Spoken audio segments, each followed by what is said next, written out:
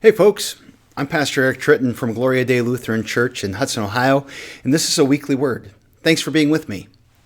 Last week we observed Ash Wednesday as part of our liturgical traditions here at Gloria Dei.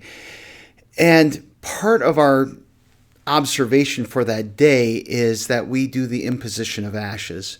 And to do the imposition of ashes, the people come forward to me, and I take some ashes that are mixed with olive oil, and I make the sign of the cross on their forehead. I draw it there, and I say these words from Genesis chapter 3.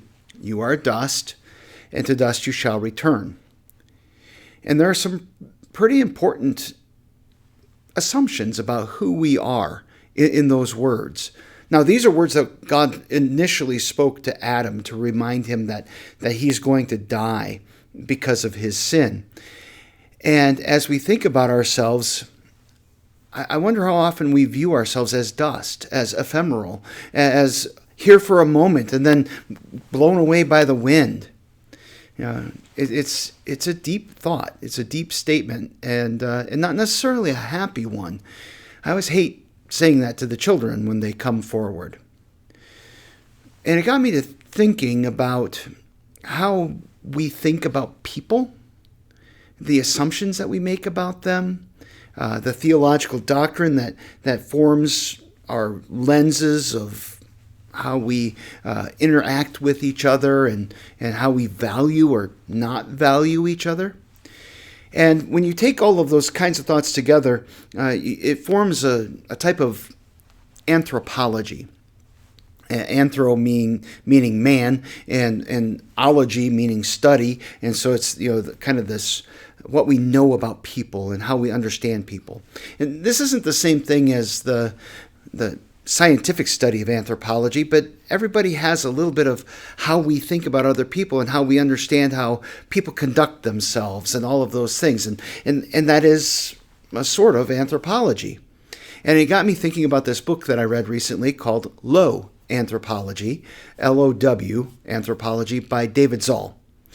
And it's got some important thoughts for us, and I want to take the next few weeks to chew on some of those thoughts with you. And I want to start with this. In Romans chapter 12, St. Paul writes to us, he says that we should not think more highly of ourselves than we ought. But as we observe humanity today, and as we look at our culture, isn't that exactly what we do? Think incredibly highly of ourselves? We believe that everybody's special. Which means that nobody's special if everybody's special. Everybody gets a prize. Everybody gets to be the best. And everyone can be whatever they want to be. And don't you dare tell them otherwise. The message out there is you can do it all and you can have it all. And that's high anthropology. H-I-G-H. High anthropology. And I think this roots back to Genesis chapter 3. Where the serpent tempts Adam and Eve with this idea that you shall be like God. And this high anthropology, I think that we start to define our own truth. We become the arbiters of what is right and what is wrong. And we make ourselves the measure of all things. The problem is, it's just not true. A silly for instance. I'm never going to be a pro baseball player. As much as I would love that, and I think it would be really cool to be able to play baseball at that type of a level, I just don't have the athletic ability. Plus, I'm 50. It's just not going to happen.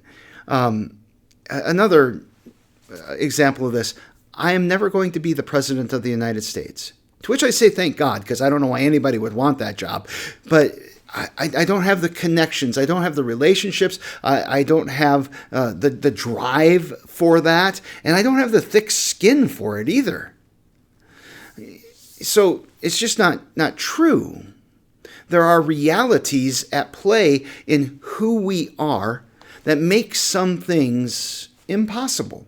They're just never going to happen. And the second problem with a high anthropology is that, well, we still act as though it were true.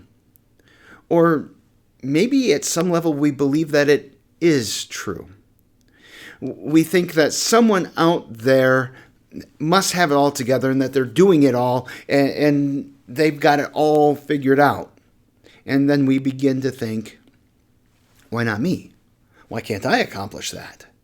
Well, I'm special, I'm important, I'm skilled, I'm blessed, all of those things. Why not? And in pursuing that, what we do is we wear ourselves out. We start to feel guilty for not being all that we can be.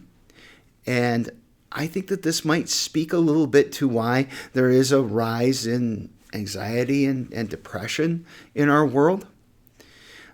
There's a woman by the name of Anne Helen Peterson, and she writes about burnout. She's the one who really brought that phrase, burnout, to the community in a modern sense.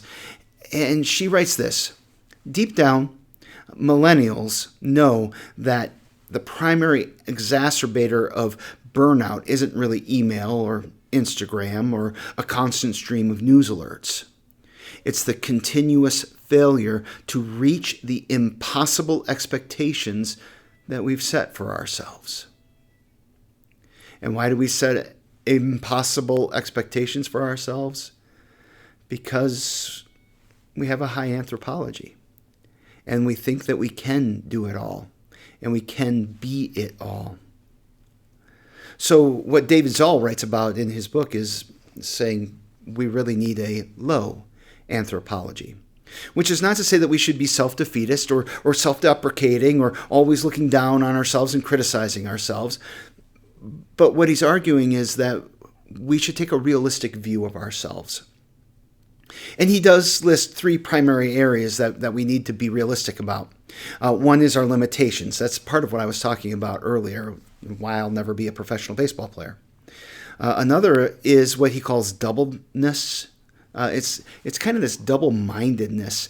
And I think that when we get to talking about that, we'll spend a little bit of time in Romans chapter 7, where Paul talks about the good I would, that I don't, but the evil that I don't want to do, that's what I do. That's part of our human condition. You got these two things kind of raging inside of us. And then the third point is self-centeredness, that this is part of who we are as people. And this makes it so that we really truly can't do everything and be everything. And we fall short of being even what we have the potential to be. And so low anthropology, rather than being a cop-out or throwing our hands up and giving up, it's really a strategy to help us to have a realistic view of ourselves and others. And when we have a realistic view of others and of ourselves, it can help us to have compassion, to deal with people in a more gentle way, because we recognize this struggle that they're going through. It can help us to have patience with ourselves and with others, because we recognize our own limitations and their limitations and the things that they have difficulty with. And, when somebody snaps back at you and you didn't deserve it, you begin to kind of think, what's going on in them?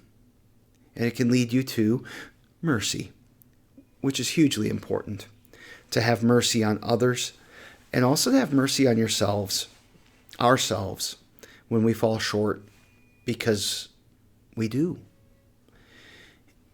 And I think that this can help us to have more peace in our lives too. That having a low anthropology can give us more peace. In James chapter 4, he writes that the conflict that we have in our lives is because of warring passions. From unfulfilled desires is another way we could say that. And in a high anthropology, I think we can make a pretty good argument that our desires are unfulfillable. They're unrealistic. There's no way. They're impossible. And that leaves us in a situation where we can't have peace because there is no fulfillment for us. So low anthropology, It's about seeing ourselves as people who are indeed blessed by God. And because we've been blessed by God, we're able to bless others. We're able to do good things in this world. And that is awesome. Thanks be to God for that. But it's also about seeing how we fall short of being the blessing that God intends us to be. And by that, I don't mean just simply because we sin and we fall short of the glory of God. But sometimes we fall short of being the blessing that God intends us to be because we choose to prefer other blessings, to try to be a blessing in a different way, a way that we have not been blessed to be, wanting to be something that we're not. And then Low Anthropology, finally, it points us to resting in Jesus' grace and forgiveness and letting him be sufficient for us. So I'm going to take the next few weeks and unpack some of this, and I hope this is going to be helpful to you. And if this was interesting to you and you'd like to share it with somebody else, I would certainly appreciate that. Hey, God bless your week.